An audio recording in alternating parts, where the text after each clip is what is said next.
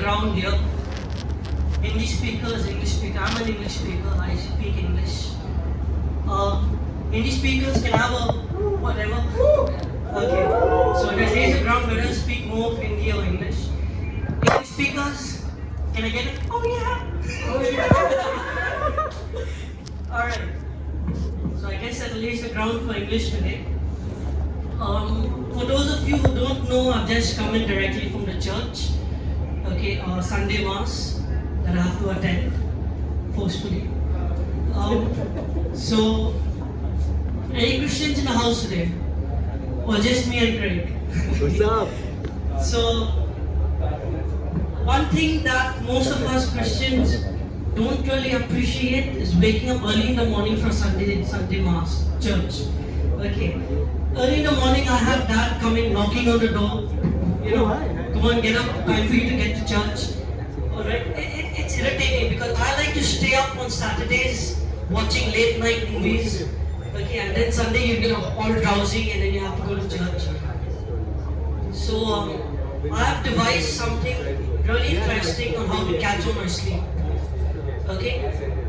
I sleep in the church. And how I do that is pretty interesting actually. All that I have to do is join my hands, close my eyes and sleep. In case, just in case, if somebody were to poke me from the side, wake up, all that I have to do is... Just don't wake up. Yes. And if they ask me, like, what were you doing? Like, I was praying, what do you think I'll be doing? Right? But as of late, sleeping in church has become rather difficult because for some reason I have taken up the habit of snoring. And it's not just a normal snore that most of us do, No, my snore is something like so it doesn't work out in the church because when you're sleeping, I go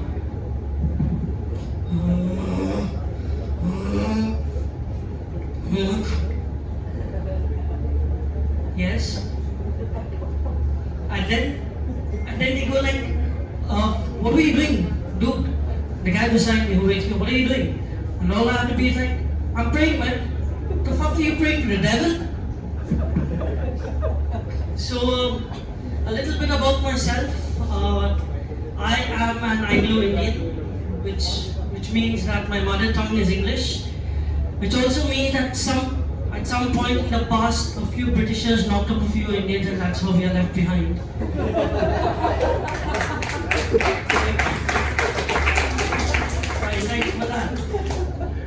So it also means that we are the half-baked bread to the British people. The only thing that's left behind for us is the language, which is why I've stopped speaking it. And I still have a problem speaking Hindi and Bengali because I've been brought up in a boarding school that speaks only English. So at times we are stopped on the road, right, like by a few people who, most of us Anglo-Indians, we face the same trouble. We're stopped and you ask, "Bhai, tum kahan se ho?" Right? And they're not satisfied with the answer when we tell them we are Indians. Okay? And they say, okay, we tell them, "Hi, I'm an Indian, I'm from India."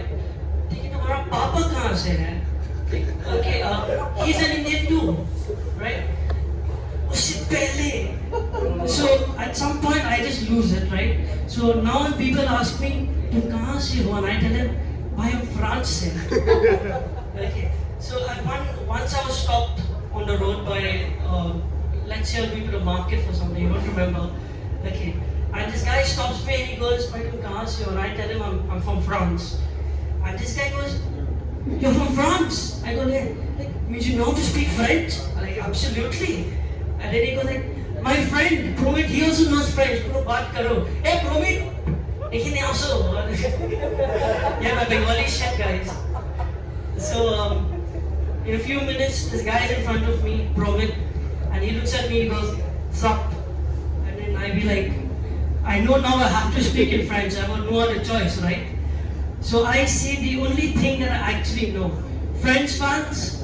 Any French fans here? Just great. Okay, yeah, there's another one. I like French fries.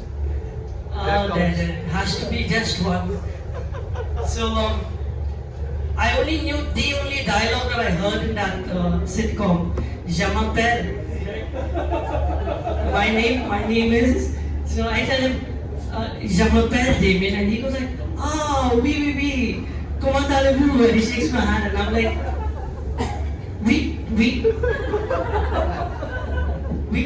And the guy just was like, he starts off some random shit, la bro, and I'm just like, now I know I have to keep up the conversation. I've got no other choice. So pick up any French word I may have heard anywhere, Yeah, je t'aime. Apparently that means I love you for some reason. And la plume, la roue, croissant. I don't know why I had to do that to him because he's not Italian for some reason. Those who got it, you'll got it. The rest of you, A for apple, B for ball. Okay, so that guy was like, oh yeah, great. Oh, oui, croissant. And he comes in and gives me this awesome bear hug, and I'm like, wow, I'm killing it. And as he hugs me, the guy says, you don't know any French, do you? And I say, nah bro, I don't. He says, me neither. Okay. Recently I have gotten a job as an English teacher in a school in Howrah at North Point School. So it's fun actually because now karma is coming kicking me in my ass for all the stuff that I did to my teachers. Especially I'm teaching classes 9 to 12. So while you teach, and I had this habit when I used to do to my teachers, I don't know, most of you all may have done it. While they teach and we go, at some point it was fun, but now when they do it to me, it really pisses me off, right? And now when you're a teacher, you realize like you've got to take up some responsibilities. Getting into a club like this is no longer fun because there has to be some prick who recognizes you. Right? It's never fun, And also I'm getting used to people coming and touching my feet for some reason. I'm standing in horror station and somebody goes, oh stop! I'm like, oh shit. Then I was in the bus, right? I stayed up all night watching movies, that's what I usually do. And it's an hour-long bus ride from my house to the school. So I fell asleep, in the bus. And I was having a pretty good sleep when I felt somebody touch my shoulder. I wake up to see about 6 of my students standing before me and they go, good morning sir, in the fucking bus. Everybody turns around to look at me and I'm just like, good morning students, thanks for waking me up.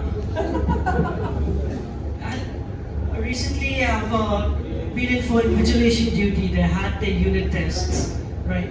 So I have to go and sign every single paper. And I'm a person who is known to sweat a lot, right? Like I sweat a lot. So as I'm bending down to sign the paper, my entire row, every single student will have at least 1 drop of sweat in the paper.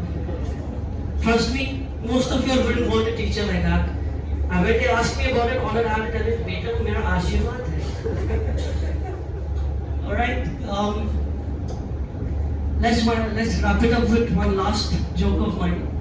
Okay, this will take some time, it's not very funny, but I'll try to pull it in. Alright, so I moved in from Lucknow, right? I studied in a boarding school, Lamatnia, Lucknow. And the first thing when I came to Calcutta was to learn the roads. Everything looks the same to me, like since I moved, right? And I had to go to a friend's house. He stays in Hazra. So I learned the first easiest way to get a bus in Calcutta is not from the bus stand. You stand in a random stop, just put out your hand and go, Hazra jayega? Alright, like I said, yes, no, maybe. So I get into this bus. He's on his way to Hazra. I don't know where Hazra is. So I'm just standing at the back. And every 2 minutes I'll turn around and go back, hi, Hazra aa gaya? He's like, nah, deri aache.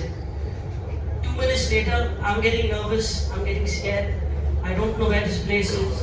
I go, hey bhai, Hazra aa gaya? And that guy goes like, nah, deri aache. I okay, cool. Now at some point I'm losing it, right? I don't know where this place is, I'm getting worried. I come in front, I tap him on his shoulder and I go, hey bhai, Hazra aa gaya? Oh Hazra, ek to Hazra. Like, oh, shit. I get off from the bus quickly. Okay. And then I stand over there looking around, wow, Hazra, dusty place. So for fun, I just look up at him and I go, hey bhai, Hazra aa gaya? He's like, nah, de diya. Alright guys, that's me. Thank you so much.